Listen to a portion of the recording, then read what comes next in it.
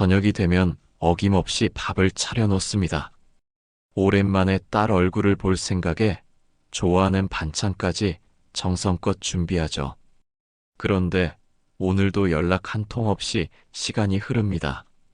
8시가 다 돼서야 현관문이 열리고 피곤한 얼굴로 들어온 딸이 식탁을 힐끗 보더니 말합니다. 엄마, 언제 왔어? 누가 이런 거 차려놓으래? 반찬 지겹다고 했잖아. 그 한마디에 마음이 얼어붙습니다. 그냥 따뜻한 밥 한 끼 함께하고 싶었던 것뿐인데. 하지만 딸은 그 마음을 들여다보지 않았습니다. 방으로 들어가 문을 닫는 소리, 그 소리가 그대로 가슴에 쾅 하고 내려앉습니다. 살다 보면 가장 사랑하는 사람에게서 가장 깊은 상처를 받게 됩니다. 자식의 말 한마디에 마음이 무너지고 그 눈빛 하나에 존재가 작아지는 느낌을 받을 때도 있죠. 내가 이렇게 무시당할 사람이었나?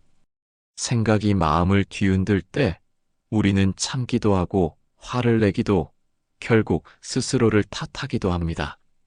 그런데 오늘은 다르게 생각해 보세요. 더는 참지 않아도 됩니다. 사랑이 존중을 잃는 순간 그것은 더 이상 사랑이 아니라 종속입니다. 오늘 영상에서는 부모를 무시하는 자식 앞에서 절대 하지 말아야 할 말과 반드시 해야 할 말, 그리고 관계를 망치지 않으면서 자식을 멈춰 세우는 한마디의 힘까지 하나하나 알려드립니다. 이제 자식의 태도를 바꿀 시간입니다. 첫 번째, 감정의 지하실, 부모가 숨겨온 상처들. 부모님께서 자녀에게 상처를 받을 때 보이는 반응에는 몇 가지 공통된 패턴이 있습니다. 먼저 첫 번째는 합리화입니다. 아이가 힘들어서 그랬겠지. 성장 과정에서 나타나는 자연스러운 반항심일 뿐이야 라고 생각하며 자녀의 무례한 행동을 스스로 변명하시는 경우가 많습니다. 두 번째는 자책입니다. 내가 뭔가 잘못했나? 내가 너무 기대를 했던 걸까? 라고 생각하며 모든 책임을 자신에게 돌리기도 합니다. 이렇게 마음속으로 자신을 탓하다 보면 상처받은 감정이 더 깊어지기도 합니다. 세 번째는 억압입니다. 부모니까 참아야지라는 생각으로 화나 상처받은 마음을 억누르며 겉으로는 아무렇지 않은 듯 행동하기도 하십니다. 그런데 이 세 가지 반응에는 공통점이 있습니다. 바로 자신의 진짜 감정을 인정하지 않는다는 점입니다. 화가 나는 것도 상처받는 것도 존중받고 싶은 마음도 모두 인간으로서 당연히 느낄 수 있는 감정임에도 부모라는 역할 때문에 이를 부정하거나 숨기게 되시는 것이죠. 그렇다면 부모가 이런 감정을 숨기고 억누를 때 실제 마음속에서는 무슨 일이 일어날까요? 상처받은 마음이 겉으로는 조용히 있는 것처럼 보여도 사실은 마음 깊은 곳에서 작은 폭발을 준비하고 있습니다. 합리화와 자책, 억압이라는 방어 기제 속에서 부모는 스스로를 보호하려 하지만 동시에 마음속 상처는 점점 쌓여갑니다. 마치 지하실에 쌓인 먼지처럼 한 번씩 문을 열 때마다 갑작스럽게 튀어나와 삶을 무겁게 만드는 것이죠. 예를 들어 자녀가 식탁 앞에서 무례한 말을 했다고 합시다. 순간 부모는 아이가 힘들어서 그런 거야라고 스스로를 설득합니다. 하지만 마음 한켠에서는 화가 끓어오르고 기대했던 마음이 배신당한 느낌의 상처가 됩니다. 이 상처를 인정하지 못하고 무시하면 화는 억압 속에서 꼬리를 물고 커집니다. 시간이 지나면 작은 사건에도 민감하게 반응하게 되고 부모 스스로도 왜 이렇게 예민하게 반응하지? 라며 혼란스러워합니다. 부모가 자책하는 패턴 또한 마찬가지입니다. 내가 뭔가 잘못했나? 내가 기대를 너무 많이 했나? 라는 생각은 끝없이 반복됩니다. 이 과정에서 부모는 자기 자신을 죄책감 속에 가두게 됩니다. 마치 잘못된 선택을 반복해서 한 것처럼 마음을 채찍질하지만 사실 잘못한 것은 없습니다. 인간으로서 자연스러운 감정을 느꼈을 뿐이죠. 문제는 이 감정을 스스로 부정하고 겉으로 드러내지 않으면서 스스로를 소진한다는 점입니다. 억압이라는 세 번째 반응은 더욱 위험합니다. 부모라는 역할 안에서 참아야 한다는 생각은 오랜 세월 몸에 배어 있습니다. 부모니까 당연히 참고 넘어가야지라는 생각이 습관이 되면 정작 자신이 필요로 하는 존중과 인정은 점점 더 멀어집니다. 억압된 감정은 표면적으로는 평온해 보여도 내면에서는 폭발 직전의 화산처럼 잠재되어 있습니다. 결국 작은 말 한마디, 사소한 행동에도 쉽게 흔들리고 마음의 균형을 잃게 됩니다. 그렇다면 이런 상황에서 부모가 해야 할 일은 무엇일까요? 첫 번째는 자신의 감정을 정직하게 인정하는 것입니다. 화가 난 것도, 상처받은 것도, 외로움을 느낀 것도 모두 당연한 인간적 감정입니다. 이를 부정하거나 숨기지 않고 스스로에게 솔직하게 말하는 것이 첫걸음입니다. 나는 지금 속상하고 화가 난다. 이 말 때문에 마음이 아프다라고 마음속으로라도 인정하는 것만으로도 상처는 절반쯤 치유됩니다. 두 번째는 감정을 안전하게 표현하는 방법을 배우는 것입니다. 억압하거나 폭발하지 않고 단호하지만 차분하게 자녀에게 전달할 수 있는 방법을 찾는 겁니다. 예를 들어, 엄마가 이렇게 준비한 마음을 알아주면 좋겠어라는 표현은 공격적이지 않으면서도 존중을 요구하는 메시지를 담고 있습니다. 이런 방식으로 감정을 전달하면 자녀는 순간적으로 멈추고 부모 마음을 다시 생각하게 됩니다. 세 번째는 경계를 세우는 일입니다. 부모로서 무조건 참기만 하는 태도는 자녀에게 상처를 주는 행동을 무의식적으로 허용하는 것과 같습니다. 필요한 순간에는 오늘은 이렇게 간단히 먹자, 내가 준비한 것만 먹자처럼 행동으로 경계를 설정해야 합니다. 말과 행동이 일치할 때 자녀는 부모가 단순히 감정을 참는 것이 아니라 존중을 요구하고 있다는 사실을 깨닫게 됩니다. 마지막으로 부모는 자신의 내면을 돌보는 시간을 가져야 합니다. 독서나 명상, 짧은 산책처럼 마음을 정리할 수 있는 습관을 갖는 것만으로도 감정을 안정시키고 상처받은 마음을 회복하는 데 큰 도움이 됩니다. 상처받은 감정을 숨기거나 참는 대신 스스로 치유하는 능력을 키우는 것이 결국 자녀와의 관계를 건강하게 유지하는 핵심입니다. 부모의 마음은 언제나 자녀를 향한 사랑으로 가득합니다. 하지만 사랑만으로는 상처를 막을 수 없습니다. 존중과 경계, 솔직한 감정 표현이 함께할 때 비로소 부모와 자녀 사이의 관계는 건강하게 유지됩니다.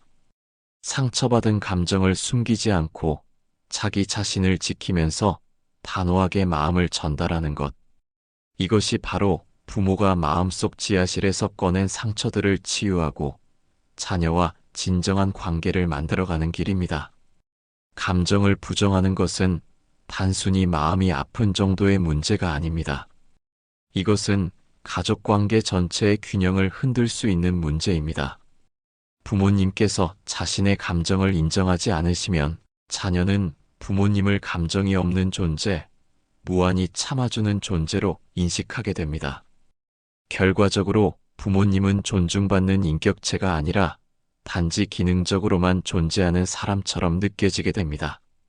더 심각한 점은 억압된 감정이 언젠가는 폭발할 수 있다는 사실입니다.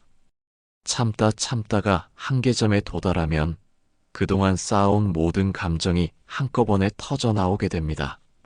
이때 나오는 말들은 대부분 공격적이고 파괴적입니다. 너 때문에 내가 얼마나 힘든지 알아? 이렇게 키운 보람도 없다와 같은 말들이 바로 그것입니다. 겉으로 보기에는 순간의 화로 느껴질 수 있지만 그 안에는 오랜 시간 쌓인 상처와 억눌린 감정이 녹아 있습니다. 그렇다면 부모님께서는 이 상황에서 어떻게 마음을 지키고 관계를 건강하게 유지할 수 있을까요? 첫 번째로 자신의 감정을 인정하는 것이 중요합니다. 화가 나는 것도 상처받는 것도 실망하는 것도 모두 자연스러운 인간의 감정임을 받아들이셔야 합니다. 마음속으로라도 나는 지금 속상하다. 이 말 때문에 마음이 아프다라고 스스로 인정하는 것이 첫걸음입니다. 두 번째는 감정을 안전하게 표현하는 방법을 배우는 것입니다. 감정을 억누르거나 폭발적으로 표출하는 대신 단호하면서도 차분하게 마음을 전달하는 것이 핵심입니다. 예를 들어, 자녀가 무례한 말을 했을 때, 엄마가 이렇게 준비한 마음을 이해해주면 좋겠어와 같이 표현하면 공격적이지 않으면서도 자신의 감정을 충분히 전달할 수 있습니다. 중요한 것은 비난이 아닌 느낌과 요구 중심의 표현입니다. 세 번째로 행동으로 경계를 세우는 것이 필요합니다.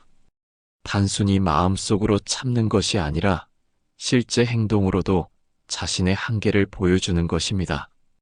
예를 들어 매번 과하게 준비해도 무시당한다면 오늘은 간단하게 차리거나 미리 오늘은 간단히 먹을까? 라고 알려주는 방법이 있습니다.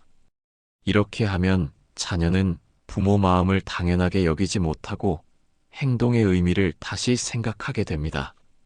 네 번째로 부모님 자신을 돌보는 시간을 반드시 가져야 합니다. 마음속 상처와 감정을 혼자 안고 가는 대신 명상, 산책, 독서 등 마음을 정리할 수 있는 습관을 만드는 것입니다. 짧은 시간이라도 스스로를 돌보는 습관은 감정을 안정시키고 상처받은 마음을 회복하는 데 큰 도움이 됩니다. 마지막으로 부모와 자녀 관계의 핵심은 사랑과 존중이 함께할 때만 건강하게 유지된다는 사실입니다. 사랑만 있고 존중이 없다면 그것은 단순히 의무감이나 종속에 불과합니다. 부모로서 상처받은 마음을 숨기지 않고 솔직하게 인정하며 필요한 순간에는 단호하게 경계를 세우는 것. 이 세 가지가 부모와 자녀 사이의 관계를 바꾸는 가장 확실한 방법입니다. 부모님께서 이러한 방법을 하나씩 적용하다 보면 자녀 역시 부모를 단순히 참기만 하는 존재가 아닌 감정을 가진 사람으로 인식하게 됩니다. 작은 변화가 쌓이면 단순히 화를 내거나 참는 관계에서 벗어나 서로의 감정을 존중하고 이해하는 건강한 가족 관계로 발전할 수 있습니다. 사랑하는 마음을 전달하고 싶지만 상처와 피로로 인해 관계가 틀어지는 순간에도 부모님은 자신의 마음을 지키면서 동시에 자녀에게 배움과 성장을 줄 수 있습니다. 이것이 바로 부모가 지하실에 묻어둔 감정을 꺼내고 관계를 회복하며 더 이상 상처받지 않고 자녀를 대할 수 있는 길입니다. 그렇다면 어떻게 해야 할까요? 첫 번째 단계는 바로 자신의 감정을 있는 그대로 인정하는 것입니다. 나는 지금 화가 났다. 나는 지금 상처받았다. 나는 존중받고 싶다. 이렇게 솔직하게 스스로의 마음을 인정하는 것이 시작입니다. 이것이 중요한 이유는 감정을 인정해야만 그 감정을 건설적으로 표현할 수 있기 때문입니다. 감정을 부정하면 그 감정은 왜곡되어 나타납니다. 화가 났는데 이를 부정하면 말투나 태도에서 은근히 삐딱함이 드러나는 피동적 공격성으로 표현되기도 하고, 상처받았는데 이를 인정하지 않으면 차갑게 대하거나 원망하는 식으로 냉담함으로 나타나기도 합니다. 결국 감정을 부정하면 나도 힘들고 관계도 더 틀어지게 되는 것이죠. 여러분, 감정을 인정한다는 것은 약한 모습이 아닙니다. 오히려 가장 용기 있는 행동입니다. 마음속에 있는 진짜 감정을 직면하고 그것을 건강하게 표현하는 순간, 비로소 부모와 자녀 관계는 새롭게 시작될 수 있습니다. 이제 더 이상 숨기거나 참기만 하지 마시고 오늘부터라도 내 마음을 솔직하게 인정해 보시기 바랍니다. 그것이 상처받은 마음을 치유하고 사랑과 존중이 함께하는 가족 관계를 만드는 첫걸음이 될 것입니다. 우리 사회는 오랫동안 사랑을 만능 열쇠처럼 여겨왔습니다. 특히 가족 관계에서는 사랑하니까 괜찮아, 가족인데 뭔들이라는 식으로 많은 것들을 사랑으로 덮어왔습니다. 하지만 여러분, 이러한 접근에는 분명한 한계가 있습니다. 사랑만 있고 존중이 없는 관계는 불균형할 수밖에 없습니다. 한쪽은 무조건적으로 주고 다른 한쪽은 무조건적으로 받는 구조가 만들어지지요. 이런 관계는 건강한 관계라기보다는 오히려 의존적이고 종속적인 관계에 가깝습니다. 예를 들어, 자녀는 부모의 사랑을 당연하게 여기게 되고 부모는 점점 소진되어 갑니다. 그렇다면 존중이란 무엇일까요? 존중은 상대방을 단순히 가족이나 역할로만 보는 것이 아니라 하나의 인격체로 인정하는 것입니다. 그리고 그 사람의 감정과 노력을 소중히 여기는 태도를 의미하지요. 부모와 자녀의 관계에서 존중이란 자녀가 부모를 그저 돌봄을 주는 사람으로만 여기지 않고 한 인간으로서 대우하며 부모의 감정과 노력을 인정해 주는 것을 뜻합니다. 사랑과 존중에는 중요한 차이가 있습니다. 사랑은 때로 일방적으로 줄 수 있습니다. 하지만 존중은 반드시 상호적이어야만 성립합니다. 존중은 혼자만의 힘으로 만들어지지 않습니다. 서로 주고받을 때 비로소 관계 속에서 뿌리내릴 수 있는 것이지요. 그리고 존중은 태어나면서부터 아는 것이 아니라 배워나가야 하는 것입니다. 아이들은 부모와의 관계, 또 다른 인간관계 속에서 존중을 경험하고 배우고 익혀갑니다. 만약 존중이 없는 관계가 지속된다면 어떤 일이 생길까요? 존중이 결여된 관계에서는 쉽게 악순환이 생깁니다. 예를 들어, 자녀가 부모의 노고를 무시하거나 대수롭지 않게 여기면 부모는 당연히 상처를 받습니다. 그러나 많은 부모님들은 그 감정을 직접적으로 표현하기보다는 억누르십니다. 그렇게 억눌린 감정은 결국 다른 방식으로 나타나는데 대부분 잔소리나 간섭의 형태로 드러나게 됩니다. 자녀는 이를 단순한 사랑의 표현으로 받아들이지 않고 통제나 간섭으로 느끼게 되지요. 그러면 자녀는 더 반발하게 되고 부모는 더 불안해져 간섭을 늘립니다. 이렇게 악순환이 반복되면서 관계는 점점 더 악화됩니다. 그렇다면 이 악순환을 끊기 위해서는 무엇이 필요할까요? 첫 번째는 바로 감정의 솔직한 표현입니다. 존중은 감정을 숨기는 데서가 아니라 감정을 진실되게 드러내는 데서 시작됩니다. 부모가 상처를 받았다면 나는 내 말에 마음이 아팠다라고, 자녀가 답답하다면 나는 엄마, 아빠가 나를 믿어주지 않는 것 같아 힘들다라고 말할 수 있어야 합니다. 감정을 공격이나 비난이 아닌 나의 느낌으로 표현하는 것, 이것이 존중의 시작입니다. 두 번째는 경청입니다. 존중은 듣는 것에서 절반 이상이 완성됩니다. 우리는 종종 말을 많이 하는 것을 소통이라고 착각합니다. 하지만 진정한 소통은 듣기에서 시작됩니다. 부모가 자녀의 말을 끊지 않고 끝까지 들어주는 것, 자녀가 부모의 이야기를 귀 기울여 듣는 것, 바로 거기서 존중의 씨앗이 자라나게 됩니다. 세 번째는 작은 인정입니다. 존중은 거창한 이벤트로만 표현되는 것이 아닙니다. 자녀가 학교에서 하루를 잘 버티고 돌아온 것, 부모가 가족을 위해 밥상을 차려낸 것, 이런 작은 노력들을 서로 알아주고 고맙다고 말하는 것이 존중입니다. 사실 존중은 거창한 말보다 작은 일상의 인정과 감사 속에서 더 크게 자라납니다. 여기서 우리가 꼭 기억해야 할 것이 있습니다. 존중은 곧 관계의 균형이라는 점입니다.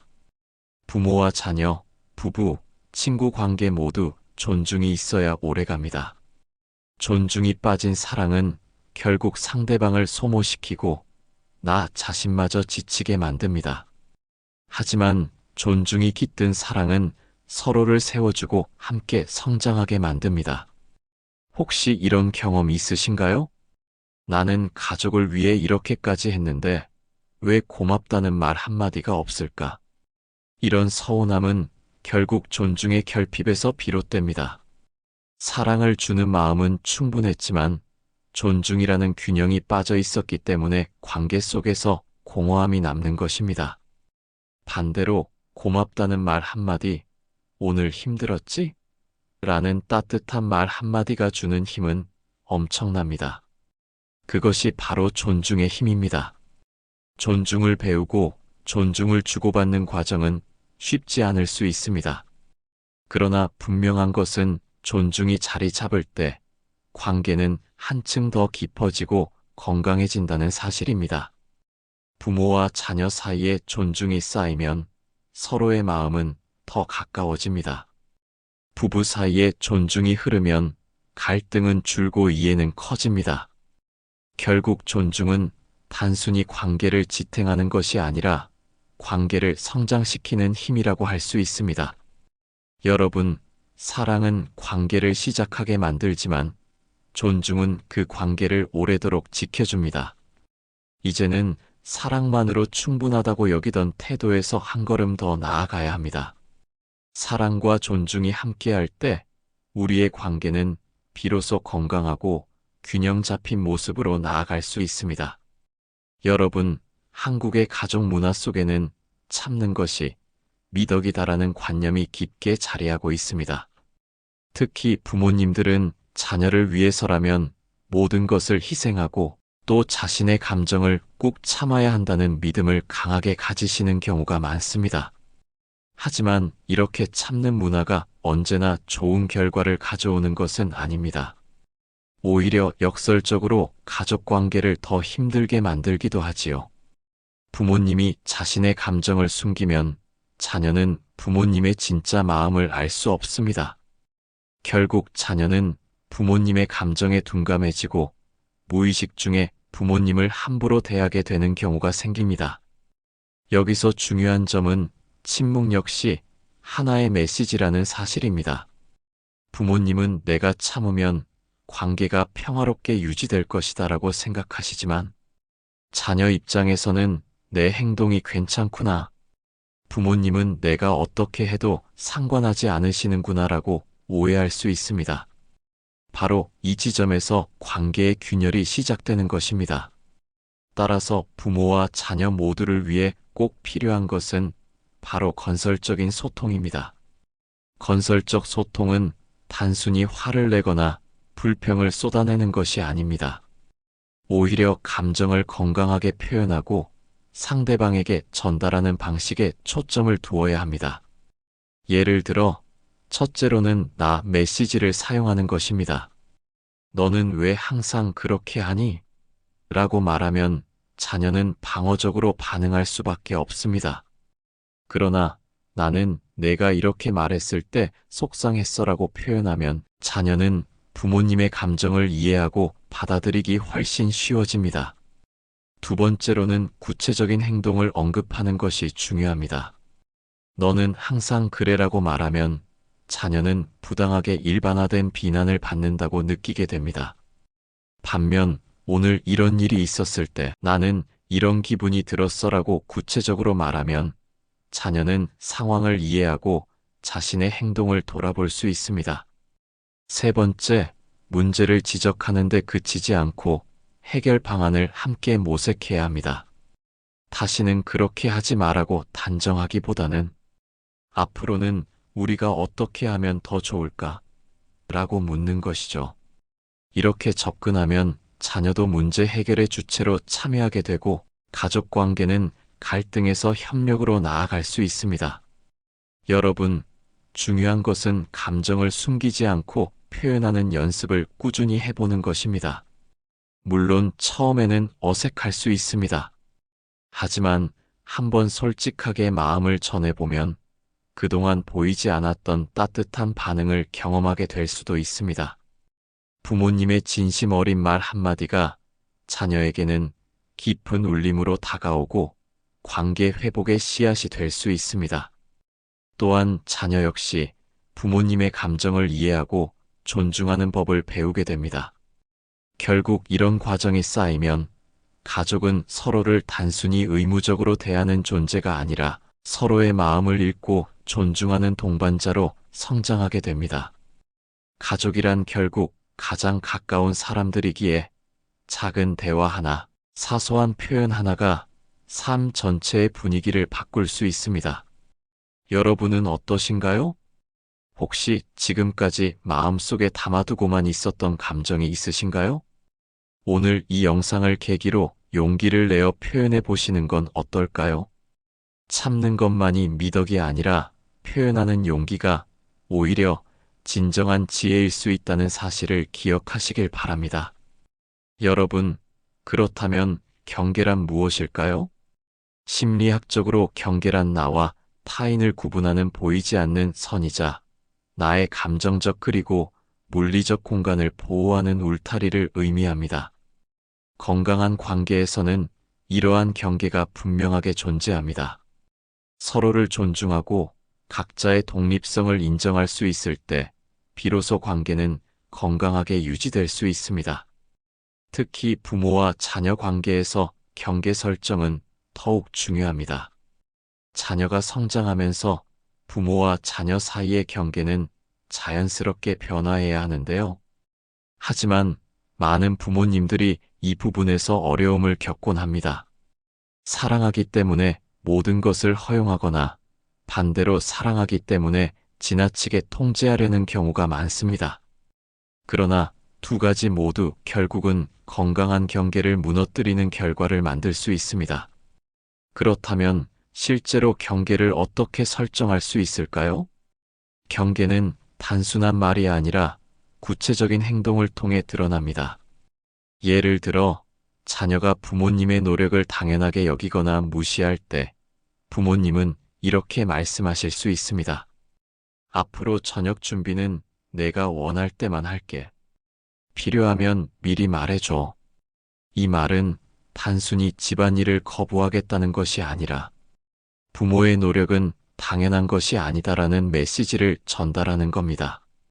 또는 이렇게 표현할 수도 있습니다. 엄마도 존중받을 권리가 있어. 그런 식으로 말하면 대화하기가 어려워. 이와 같은 직접적인 표현은 자녀가 부모의 감정을 인식하도록 돕고 동시에 존중의 필요성을 일깨워줍니다.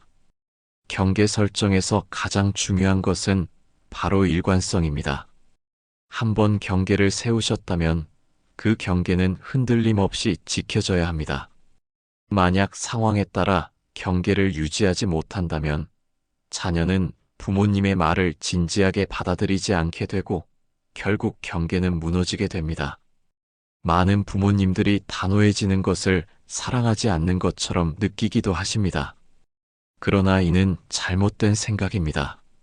진정한 사랑은 때로는 단호함을 포함합니다. 자녀가 잘못된 행동을 할 때 바로잡아주는 것, 그것 또한 사랑의 또 다른 표현입니다. 여기서 우리가 반드시 구분해야 할 것이 있습니다. 단호함과 공격성은 전혀 다르다는 점입니다.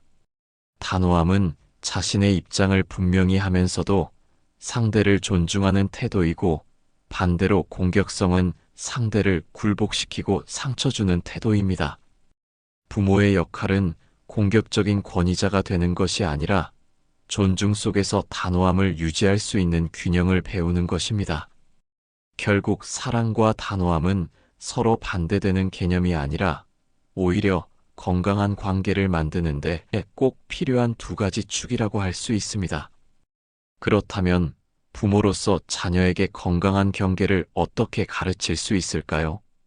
첫 번째 방법은 바로 모델링, 즉 부모 스스로가 경계를 지키는 모습을 보여주는 것입니다. 아이들은 말보다 행동에서 더 많은 것을 배웁니다. 부모님이 자신의 시간을 존중하고 자신의 감정을 솔직하게 표현하며 필요할 때는 싫다라고 말할 줄 아는 모습을 보여주신다면 자녀 역시 자연스럽게 경계의 개념을 배우게 됩니다. 두 번째는 명확한 규칙과 기대치를 세우는 것입니다. 예를 들어, 늦게 들어올 때는 반드시 연락해야 한다라는 규칙을 세우고, 이를 지키지 않았을 경우 어떤 결과가 따르는지 분명히 알려주는 것입니다. 중요한 점은 규칙을 세울 때 일방적으로 강요하는 것이 아니라 자녀와 대화를 통해 함께 정한다는 점입니다. 이렇게 할 때 자녀는 내 의견도 존중받는다는 경험을 하게 되고 규칙을 지킬 책임감도 커집니다. 세 번째는 감정을 존중하는 대화 습관입니다. 자녀가 화가 나거나 속상해할 때 그 감정을 무시하거나 억누르기보다는 내가 그렇게 느낄 수 있겠구나라고 공감해 주는 것입니다. 동시에 부모의 감정도 함께 표현해야 합니다. 엄마는 내가 그렇게 말해서 상처를 받았어라고 말할 때 아이는 서로 다른 감정이 공존할 수 있음을 배우고 상대방의 경계를 존중하는 법도 배우게 됩니다. 네 번째는 일관성입니다. 부모님이 어떤 날은 허용하고 어떤 날은 허용하지 않는다면 자녀는 혼란을 느끼고 경계의 의미를 가볍게 여깁니다. 따라서 한번 정한 원칙은 가능하면 끝까지 지켜야 합니다. 물론 상황에 따라 유연함이 필요할 때도 있습니다. 그러나 그 경우에도 부모님의 선택에는 일관된 이유와 기준이 있어야 하며 자녀에게 이를 분명히 설명해 주셔야 합니다. 마지막으로 중요한 것은 사랑을 기반으로 한 단호함입니다. 부모님의 단호한 태도가 차갑게 느껴지지 않으려면 평소에 자녀에게 충분한 애정 표현을 하는 것이 필요합니다. 아이는 부모님은 나를 사랑하기 때문에 이렇게 말씀하시는구나라는 것을 느낄 수 있을 때 단호한 말이나 행동도 수용할 수 있게 됩니다. 결국 건강한 경계를 가르친다는 것은 단순히 규칙을 세우는 일이 아니라 자녀가 존중과 책임, 그리고 독립을 배우는 과정입니다. 부모님이 이러한 과정을 꾸준히 실천한다면 자녀는 자라면서도 자신과 타인의 경계를 존중할 줄 아는 건강한 어른으로 성장하게 될 것입니다. 지금까지 시청해 주셔서 감사합니다.